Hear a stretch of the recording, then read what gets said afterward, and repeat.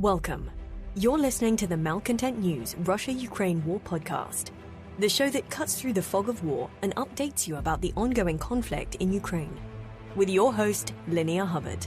Don't forget to like, comment, and subscribe on Apple Podcasts, Spotify, and Google Podcasts. I'm Linnea Hubbard, and today is Wednesday, February 1st, 2023, and the end of week 49 of the Russia-Ukraine war. It's been 3,262 days since Russia occupied Crimea on February 27, 2014, and 343 days since the large-scale invasion of Ukraine began.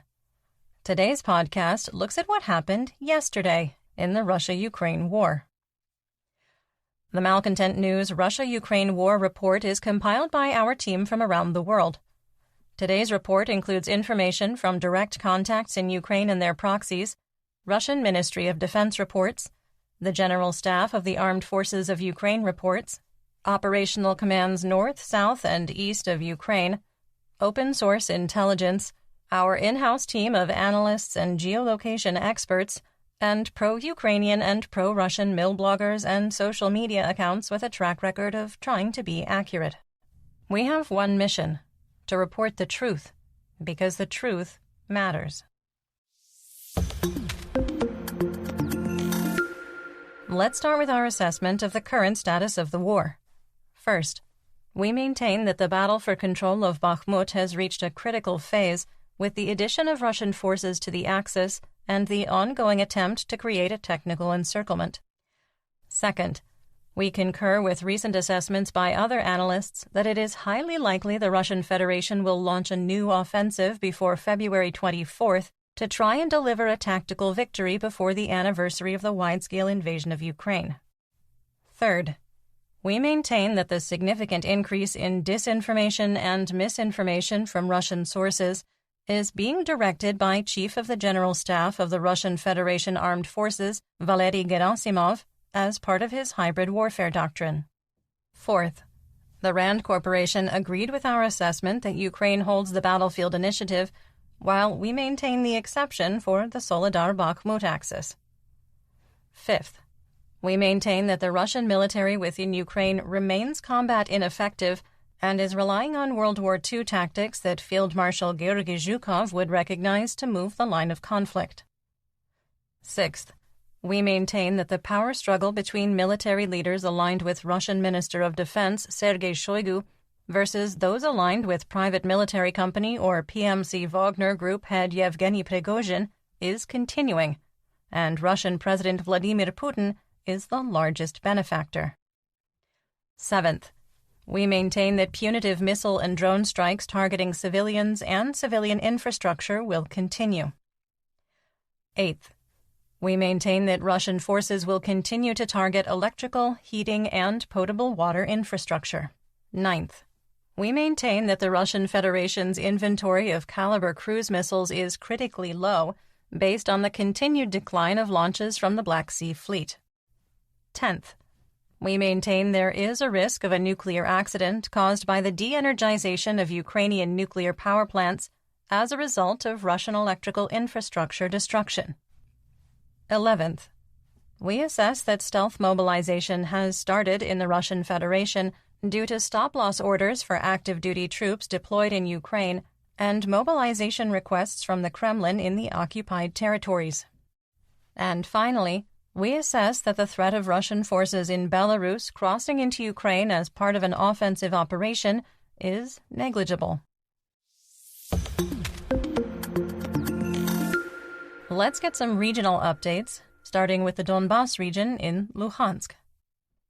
On the Svatova axis, Russian forces tried to push Ukrainian troops out of Novoselivsk and were unsuccessful.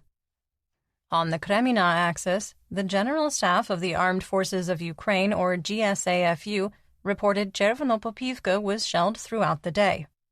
The GSAFU also reported that Ukrainian positions in the area of Kremina were shelled, while the Luhansk People's Republic, or LNR, Joint Center for Control and Coordination, or JCCC, reported that Ukrainian forces shelled Kremina.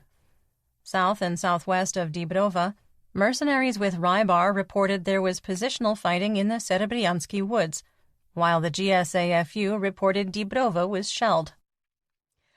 Mercenaries with War Gonzo claimed Russian forces had recaptured Dibrova, which we found odd because a series of videos on January 27th and 28th already indicated that Russian forces were west of the village. The Russian Ministry of Defense, or MOD, reported continued fighting in the region. On the Siversk axis, Russian forces continued attacks on Bilohorivka, the one in Luhansk, without changing the situation. Russian-occupied Kadiyevka was struck by at least 2 rockets fired by HIMARS, according to the LNR JCCC. Luhansk Oblast Administrative and Military Governor Serhiy Haidai said during a television interview yesterday that Russian forces were preparing for an offensive push. The GSAFU has been hinting an offensive push was coming in this region, and the claims took a life of their own in the social media space. It was reported that a localized offensive started late on January 31st, led by the 76th Guards Air Assault Division, or VDV, in a matter of hours. Some assessment here. While there was an increase in artillery activity yesterday, it was not indicative of a major offensive operation to advance on a broad front back into Donetsk. The GSAFU did report that the area of Yampil was shelled, but there isn't a viable ground line of communication, called a G-lock, that's a supply line, toward Dibrova from the village. Our team hasn't seen evidence of condition setting that you'd see before a major offensive, including supply interdiction, remote mining of G-locks, and significant suppress and destroy enemy air defense activity. Further, the 76th VDV has suffered repeated losses since March 2022 in Bucha and Irpin, Izium and Davidi Brid, and is not at full strength.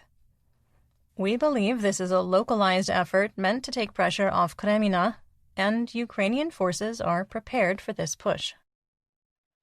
In northeast Donetsk on the Kremina axis, Russian forces led by the 2nd Army Corps of the Luhansk People's Republic, or LNR, continued attempts to advance in the direction of Yampolivka, according to the GSAFU. The Russian MOD did not report fighting in the area, but claimed that Russian forces shelled the settlement.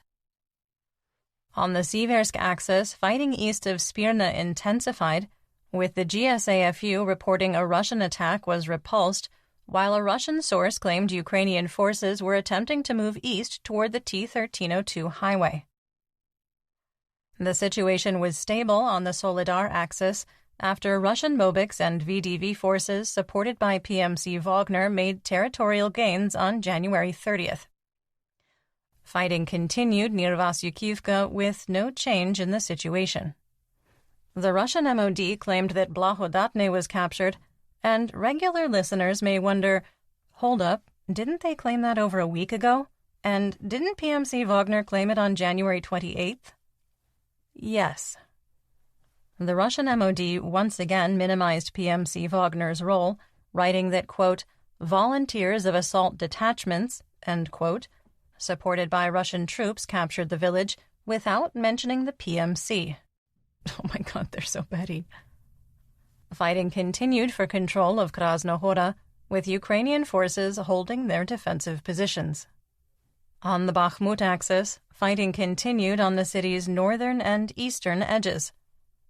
The composite forces of Russian troops and PMC Wagner continued attempts to advance on Paraskolviivka, with Ukrainian forces maintaining their defensive lines.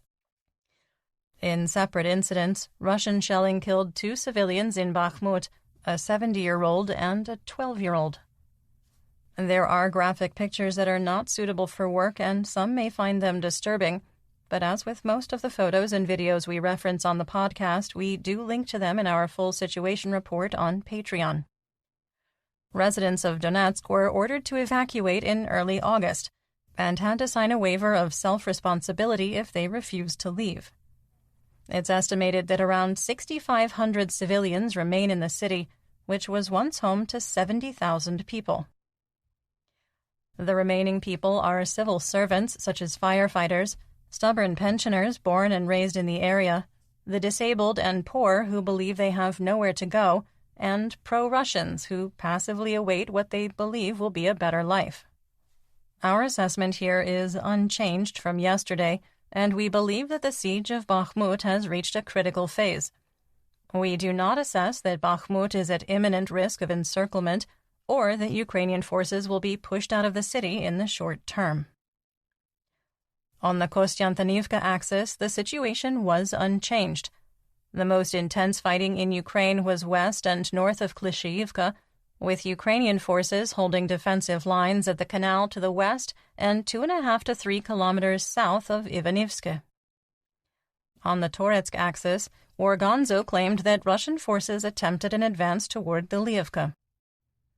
Geolocated video confirmed Orgonzo's reports that Russian forces in Kurdyumivka were heavily shelled. The third segment in the short video shows a Russian ammunition depot and command post being destroyed just outside of Zelenopilia. In southwest Donetsk, there was only positional fighting across the region. On the Avdiivka axis, elements of the Russian First Army Corps attempted another frontal attack on Ukrainian positions in Avdiivka after several days of periodic intense shelling. It went about as well as the previous 100-plus attempts since February 24th, which is to say it didn't go well at all. Ukrainian forces repelled attacks on Vodyana and Pervomayske. On the Marinka axis, the self-declared leader of the so-called Donetsk People's Republic, or DNR, Denis Pushilin, made new claims that Marinka would be captured soon, which weren't at all based in fact. That did not prevent Russian mill bloggers from amplifying his report. Another video appeared of a Russian tank operating in the rubble of Marinka, firing on Ukrainian positions in the city's center. On the Uhlidar axis, the Russian offensive toward the city and the northwest corner of Pavlivka remained stalled out for a second day. The GSAFU reported that the Mikilske dachas were shelled, reinforcing reports that the Russian 155th Naval Infantry and the 11th Motor Infantry Brigade were pushed across the Kashlahach River. A Russian video recorded on the first day of the assault was released and geolocated, showing Ukrainian positions in northwest Pavlivka being hit by a TOS-1A multiple launch rocket system, or MLRS, providing additional confirmation that Ukrainian forces held the northern part of the village before Russia launched the Uhlidar offensive. Lieutenant Colonel Alexander Khodorkovsky of the 11th Motor Infantry Brigade expressed frustration over the situation and slow progress on his Telegram channel, writing, quote, "Maybe it's time to return to talking about tactical nuclear weapons," end quote. Sidebar: other situations in which Khodorkovsky probably thinks tactical nuclear weapons might be appropriate include when losing a football match, when the previews at the beginning of the movie last longer than 10 minutes, and when the Starbucks barista spells his name Oleksandr. Insurgents in Mariupol reported several loud explosions over the left bank region of the city, with Russian officials claiming it was air defense activity. Quick assessment: while Mariupol is technically within range of HIMARS, it would require bringing a launcher to the line of conflict. Ukraine has been pretty risk-averse with bringing M142, M270, Mars-2, and LRU equipment close to an active front. In an indication that Russian forces are concerned about missile and airstrikes on Mariupol, insurgents shared videos of Buk-1 air defense systems being brought into the city. It was reported that air defense was set up near the city port, which is still closed, and the new helicopter forward operating base, or FOB, at Azovstal. Self-declared DNR leader Pushilin said that the Donbas pipeline, meant to bring drinking water to all occupied territories, won't be able to meet the intended goal. Due to the deplorable state of the region's limited water infrastructure, engineers estimate that 40% of the water brought from the Don River will be lost due to corruption leaks. Pushilin also finally admitted that Ukrainian pensioners living in the occupied territories had not received promised pension payments from the Russian Federation. Some have gone without for 7 to 8 months, with no other income source. Pushilin promised that their pensions would be, quote, recalculated by March 1st. Phone calls from Donetsk to Luhansk between regional carriers will now be treated as long distance and will cost 6 rubles per minute, while remaining free if someone calls from Luhansk to Donetsk. If you're not sure what a long-distance call is, find someone born in the mid to late 1980s or earlier and they can explain. You should bring a homemade mixtape as a peace offering. You're listening to the Malcontent News Russia-Ukraine War podcast. Our team of journalists, researchers, and analysts is funded by readers, listeners, and viewers just like you. To support independent journalism, please consider becoming a patron. You can find us on patreon.com/Malcontent News. Moving on to Zaporizhia. Well, it's the second day of the Zaporizhia section, and the second day without any reports of ground combat or major activity. So let's move on to the Black Sea, Crimea, Mykolaiv, and Odessa region.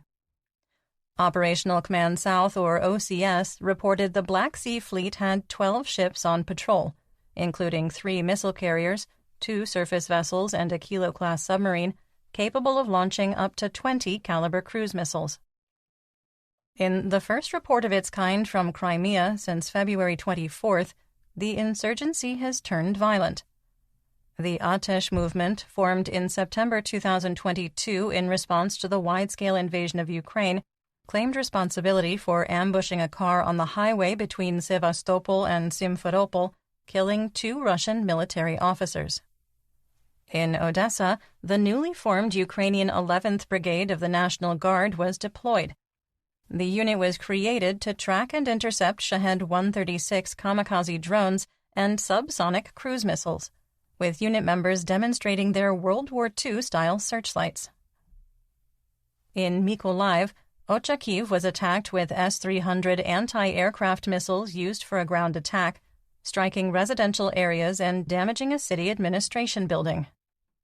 Russian forces fired anti-aircraft guns in the direction of Kutserub, with munitions falling short on the beach areas, causing no damage.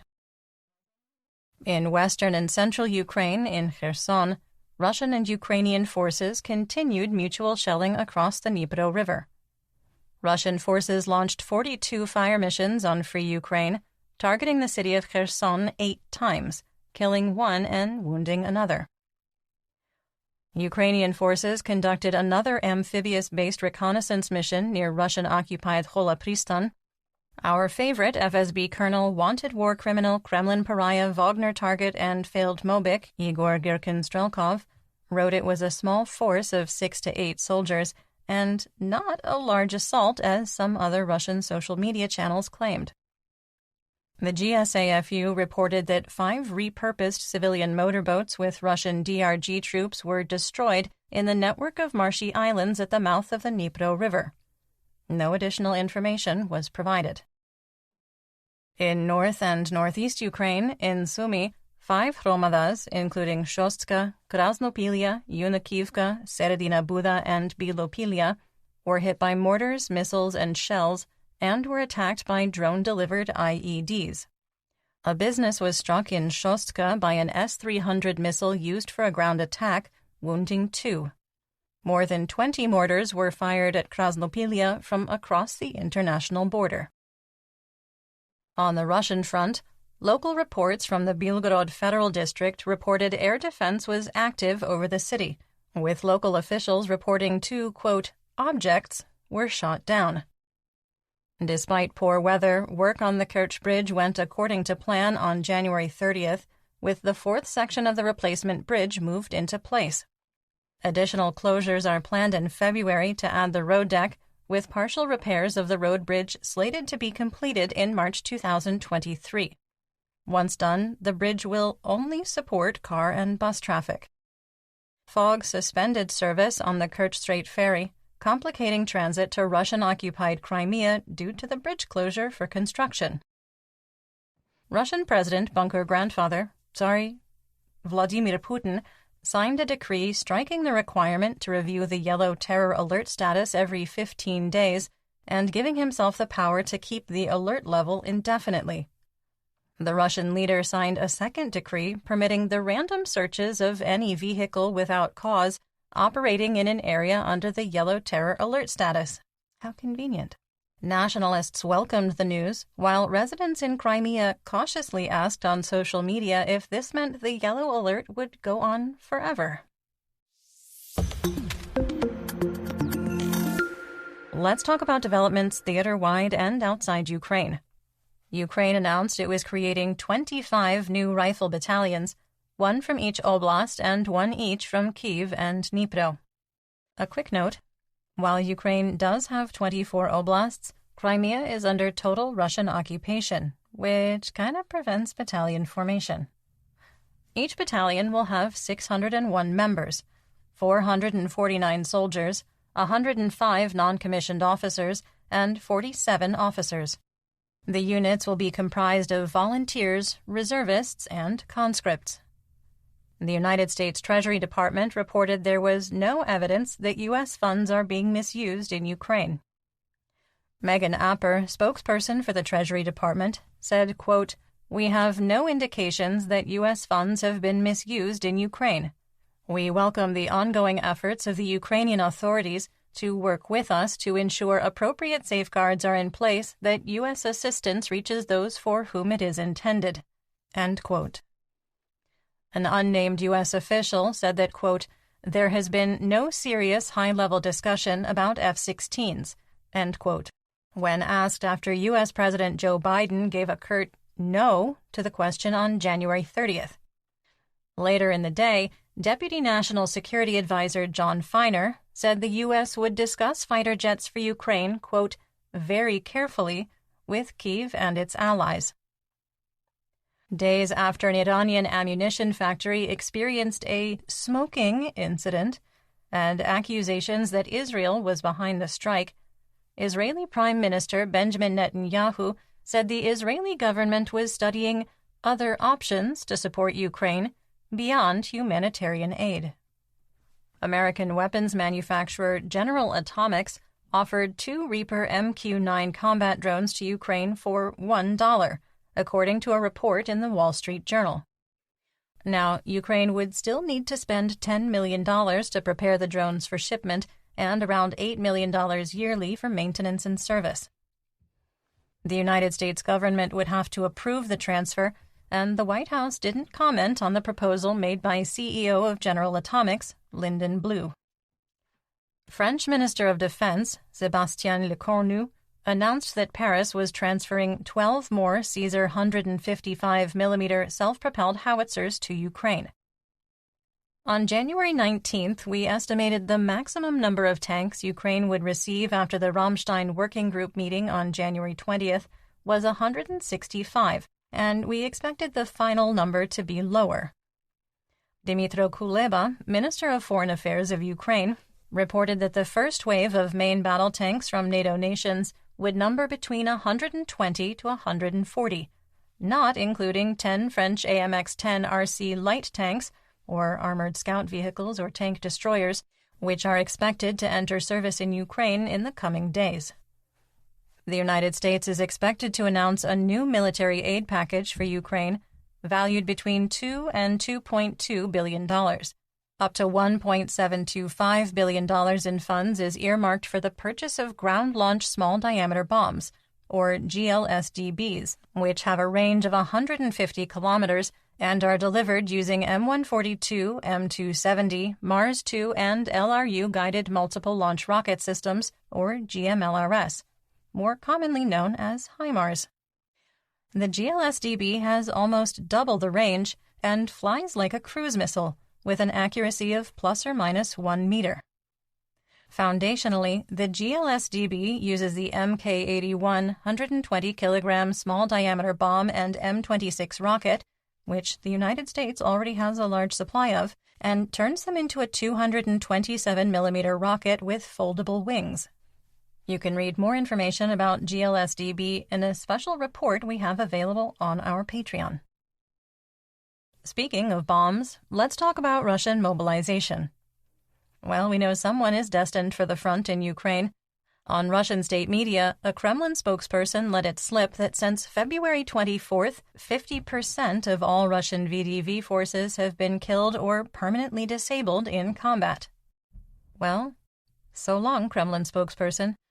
Don't hesitate to use that surrender hotline. In our War Crimes and Human Rights segment, we discuss events that might be upsetting to hear about. There is no graphic detail in today's very brief report, but if you are sensitive to descriptions of human rights abuses, please feel free to skip ahead to the next segment. Timestamps are in the description. Denise Brown, United Nations resident coordinator in Ukraine, believes that a physical inspection of the Olenivka prison camp to investigate the death of 54 Ukrainian POWs in an explosion could still happen. However, it's unclear how that would happen, with the UN mission disbanded in December and the International Committee of the Red Cross, or ICRC, still blocked from accessing the site. In geopolitical news, former president of Georgia, Mikhail Saakashvili, was transferred from prison to a hospital, where he is in critical condition. Saakashvili's supporters allege he was poisoned in prison and became critically ill after catching COVID-19, which was inadequately treated. Georgia's application to join the economic bloc would be automatically dismissed without further consideration. Austria and Hungary formed an alliance after Archduke Franz Ferdinand... wrong century. Sorry, my bad. Sorry. Austria and Hungary formed an alliance and agreed not to send weapons to Ukraine, Austrian Defense Minister Claudia Tanner and her Hungarian counterpart Krzysztof Soloj Bobrovnicki said at a meeting in Budapest. Tanner opened her mouth and inserted her foot when she said the biggest danger is that, quote, the war could spread to Europe, end quote. Okay, so quick question. Isn't Ukraine on the European continent? Or has there been some kind of reorganization that I wasn't aware of? In our January 8th and 9th interview with former Estonian President Toomas Hendrik Ilves, he talks about how Eastern European nations are perceived as the, quote, little ones by Western European leaders, despite the fact that Ukraine is physically massive. While both nations pledged to support Ukrainian refugees and Austria extended registration for displaced peoples for another year, Hungary has registered 46. Last week, Hungarian Prime Minister Viktor Orbán told journalists in Budapest that he believed that Ukraine couldn't win the war and is as unmanageable as Afghanistan. Hungarian ambassador to Kyiv, István Idyarto, was going through some things after the foreign ministry summoned him. In a released statement, the ministry said, quote, it was emphasized to the Hungarian diplomat that the anti-Ukrainian rhetoric, which has been heard from the Hungarian leadership for a long time, is absolutely unacceptable and causes serious damage to Ukrainian-Hungarian relations. The Hungarian side was urged to stop this negative trend in order to avoid irreparable consequences for the relations between the two countries. End quote. Czech Republic President-elect and former NATO Secretary-General Petr Pavel said that Ukraine should be automatically entered into NATO at the end of the Russia-Ukraine war, saying, quote, the Ukrainian army will probably be the most experienced army in Europe. Ukraine deserves to be part of the community of democratic countries, end quote. In economic news, Roman Abramovich is closing the sale of the Chelsea FC British Football Club, that's soccer for our U.S. American listeners, for an estimated $3 billion. Abramovich has pledged to transfer all proceeds to provide humanitarian aid to Ukrainians. The announcement has sparked a torrent of anti-Semitic rage on Russian social media channels and accusations that Abramovich is a traitor. Russian citizens completely freaked out when they thought Russia or the United States had blocked their access to the primarily subscription-based nudes and pornography available on OnlyFans. A few hours later, OnlyFans announced that blocking Russian IP addresses was an error and access was restored. Kremlin nuclear forces stood down, and there was much rejoicing for the articles. The ruble ticked upward with an exchange rate of 70 for $1. Western oil prices also climbed upward, with WTI crude reaching $79 a barrel and Brent creeping up to $86. Russian Urals crude fell, with an official price of $56 a barrel. United States wholesale RBOB gasoline on the spot market rebounded a dime, climbing to $2.57 a gallon, or 68 cents a liter.